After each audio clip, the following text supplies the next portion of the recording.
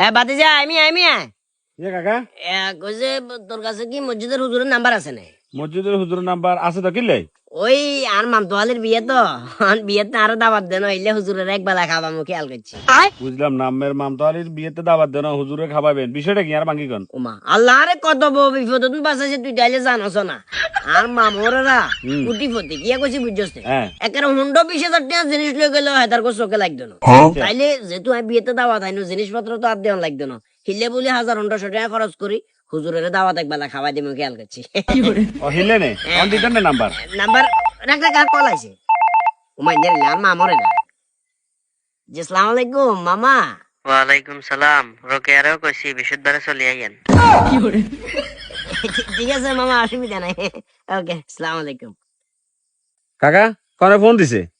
আরে বাতিজা আর কইও না, দাওয়াত তো চলি আইছে হাঁকে দি মামলা খাই গেলাম আর এবার টেয়া দি টেয়া খরচ করে বিয়েন খাইবে লাজন লাগতো।